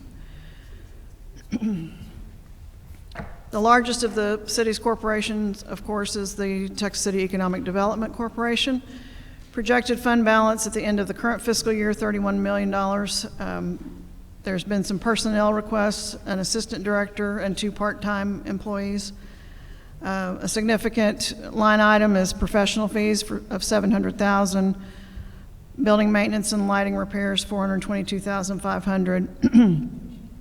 Community plaza maintenance, grants where the EDC receives grant applications and then awards those based on the approval of the EDC board, and then procurement of property.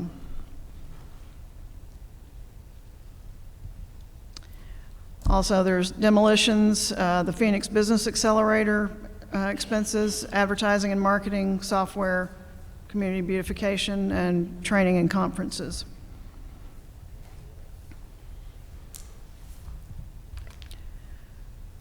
I've listed the other corporations here with the 3 of them don't have any significant changes in line items. There's not much activity, and I've listed the projected fund balance at the end of the current fiscal year. The Texas City Cultural Arts Foundation, their big item is the music festival. And then the Historical Preservation Corporation, Recreation and Tourism has requested the Rose Garden at Heritage Square once the Wetzel House is demolished. You may not know this, but the ones that have really no significant changes in line items, do you know the last time they met? Do you know what? I don't know exactly when they've met. They are required to meet at least annually.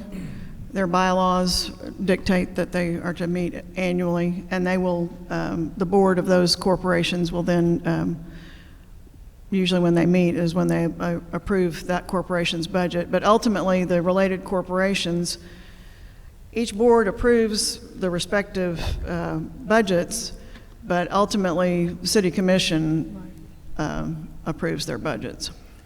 Because if there's nothing going on in those, can those be closed out? I think in the past it was looked at as to whether or not to keep some of these. I think some were dissolved, I believe, Romori. I don't remember off the top of my head which ones. These obviously not, but there in the past had been reasons for keeping these that don't have a lot of activity, but to keep these ongoing.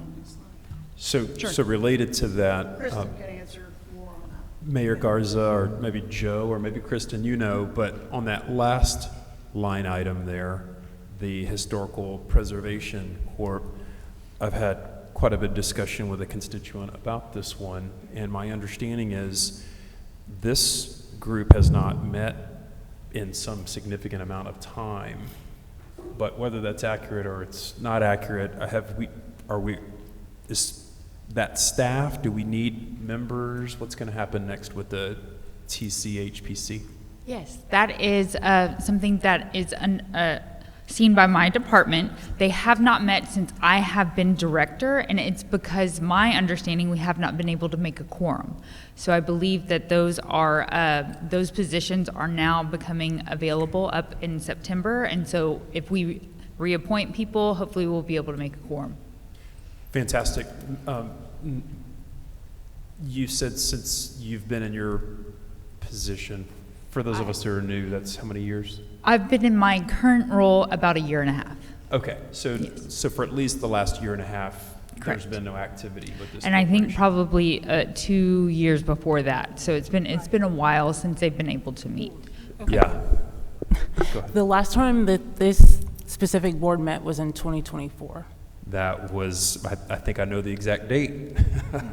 So now on this one then, as I understand it then, we are appointing, or the mayor has nominated, and then that will come in front of the commission to confirm Mayor Garza, or what happens next? That's correct. Yeah, that will likely be on the second agenda in September. There are currently 3 vacant spots on the Historical Preservation. That's a 5-member board. So with 3 vacant spots, it's impossible to make a quorum. Thank you. I just wanted to add to what Laura provided regarding some of these corporations. She is absolutely correct that those groups are required to meet once a year. They can meet more often as need allows. The Public Facilities Development Corporation was created around the ownership of 2000 Texas Avenue when we owned that building. Obviously that has changed, we're renting from it now. The corporation has stayed intact in case another situation of that nature happens and the city has to manage a specific facility of that type. The Industrial Development Corporation exists essentially as a pass-through.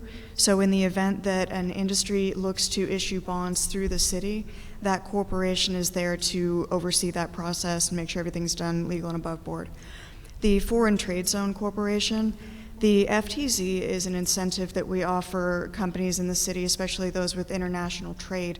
It allows the companies that are active in our subzones, we have 2 right now, Marathon and Valero, to essentially save money on excise tax and other charges while the content is within the foreign trade zone.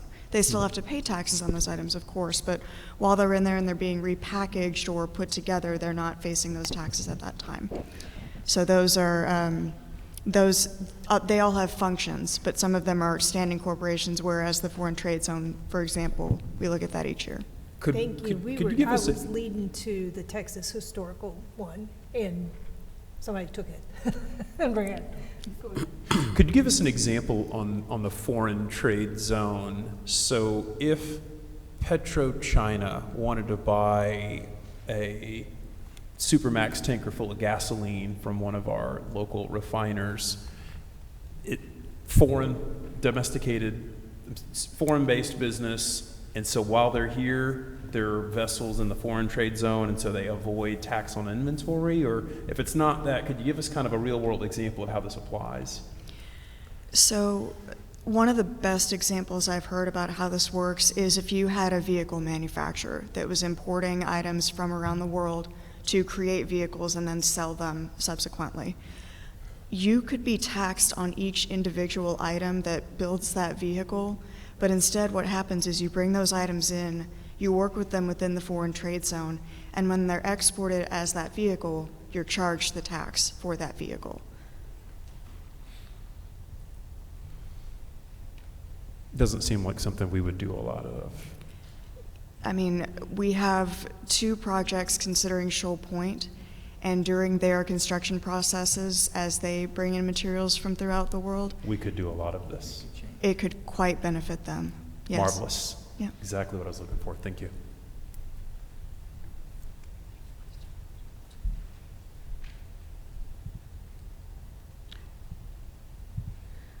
Okay, the last slide. The personnel requests. The first is the general fund requests. Administrative assistant that would be shared between IT and emergency management. 2 staff positions in IT, 1 communication specialist, records technician in police, and then converting 2 classified positions to the rank of lieutenant.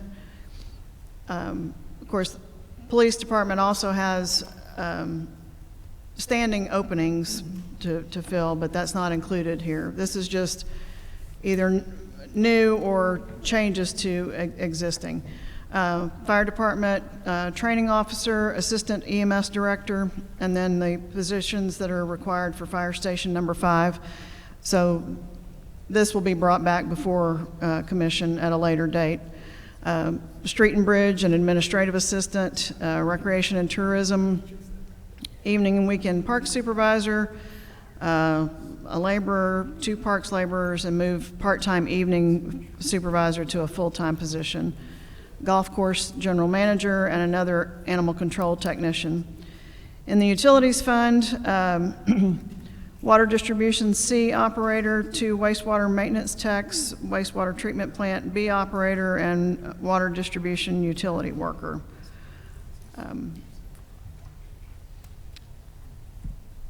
And any other questions? I have some, Ms. Boyd. Could you go back to that most excellent page right there? So there's a lot here. When we started this meeting, what we had said was that when we ended the previous meeting, it looked like we were going to be short $2 million from revenues to the overall expenditure budget. But because of the facilities management, we've got some found money. So we're even, we're balanced, or thereabouts, really close. Yes. So now, when I look at 18 firefighters and 3 captains and 3, that's a lot of head count. Are those 24 positions baked into that, or this is something separate? No, they are not. apart? Yeah. Okay. So then None all of this- these requests, personnel requests, for the general fund anyway, are included in the general fund budget at this time. Okay, so these are aspirational, they're asks. Presume then that there was a discussion and all these things, let's do it. Where does the funding for that come from, for all this new headcount? Well, it would either have to be from the general fund balance or additional revenues. I think at the last workshop, I mentioned to you that we typically budget conservatively on the revenue side because we can't really control that. And I also mentioned that the Galveston County Appraisal District revises their property valuations throughout the course of the year. Classic example, I requested the tax year 25 most recent valuations, and what they were sent to me was supplement number 12. So,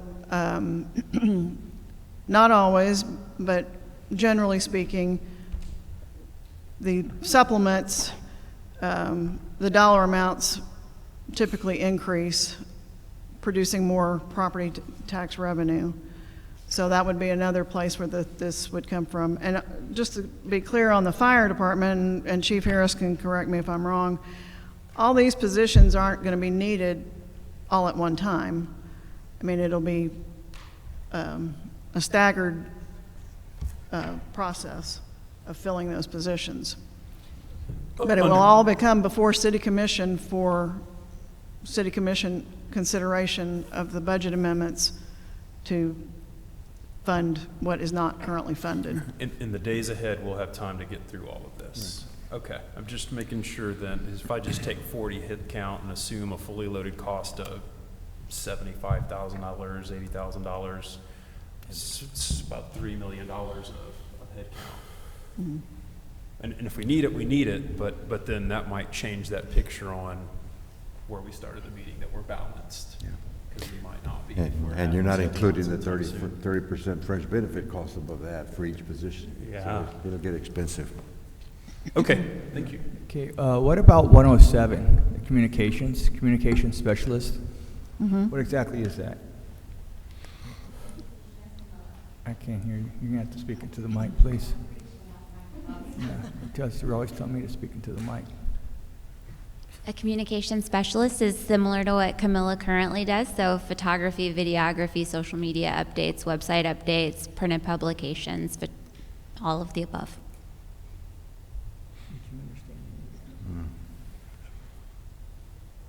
One more time, please. One more time? Please. Sure. A communication specialist is what Camilla currently does. So there's videography, there's photography, social media, website updates, printed materials, community events, etc. Okay. I couldn't hear you. Thank you. You're welcome. You need it one more time, or are you good? All right. Ms. Boyd, I have a question. Yes. Could you help me understand the difference between what it is for the adopted annual budget, FY26, and what is the difference with FY26 budget? Are they the same thing? Well, the adopted budget is what is voted on by the city commission, and that's what the commission says is what's going to be used at 10/1, the beginning of the fiscal year. Throughout the fiscal year, there's either budget transfers between line items within a department, or there's budget amendments. Budget amendments get brought before city commission for approval, or budget transfers if it's 50,000 or above. So that would be your amended budget. And then the other column is the projected year-end numbers. So when I post this for public view by 5 o'clock on Friday, I will run another report that shows the most recent, what would be the projected budget as of 9/30/26. And then I'll also show the proposed budget for fiscal year 27. So if an item is in the adopted annual budget for fiscal year 2026, is that something that the previous city commission approved? The adopted yes. And then if it's, if you have the fiscal year 2025/2026 proposed budget, is that also something the city commission approved? The proposed budget? No. No. I'm not sure what you're looking at, but I'm looking at the city website, and just going back to my question I asked about the commission grant funds, where I'm looking at the adopted annual budget for 2026, and it has commissioners community grant. 49036 transfer from Dyke Fund, $35,000. so it is in there, okay. The budget document may have that. I was pulling my numbers from what's in the accounting system, but I can double check that and get back with you on that. Yeah, and that's why I asked if the 2025 proposed budget was something that was voted on after the annual budget. That's why I was trying to No, see. once it's been voted on by city commission, then it becomes the adopted budget. Okay. Thank you for the clarification, Ms. Boyd. Any other Mayor, I questions? don't have anything else. I don't have a question, but I do have a comment before we get to public comments. What the commission has gone through for the past 2 weeks on the budget, which is about 4 hours of listening to the different accounts, Ms. Boyd and I spent weeks with each department, each division, going item by item on every one of these. I did congratulate the departments for asking for the bare minimum, not knowing what our budget will be. They asked for the bare minimum in order to make the next fiscal year work for them. They did not ask for any fluff. They did not ask for anything that was unusual. As a matter of fact, it was not too far from the previous budget. I cannot thank them enough for understanding that we have no clue what we're going to have as far as funding for next year. And Ms. Boyd, I believe she agreed with me with that statement. We don't know where we are, we don't know where we're going, but we're doing the best we can. And the bottom line for right now is to try to get the employees a 3% raise. That's, the employees is what makes this city operate. We administer and we manage, but the work is being done with their employees. So the best that we can do is what we're going to try. And as the question asked by Commissioner Delgado, we're not going to hire all these people all at once. We're not going to buy capital equipment all at once, but we will be required to make budget amendments as money comes in, as we have funding. We're going to ask for the budget amendments to be able to afford what the departments are asking for them to do their jobs.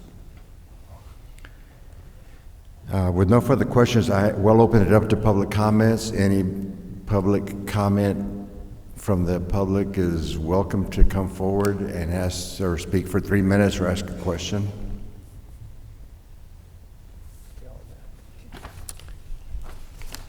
Come on, this can't be real. Where's Barbara White? Sure. Make a motion? This meeting's adjourned. No motions. No more motions. It was good. It was good. This is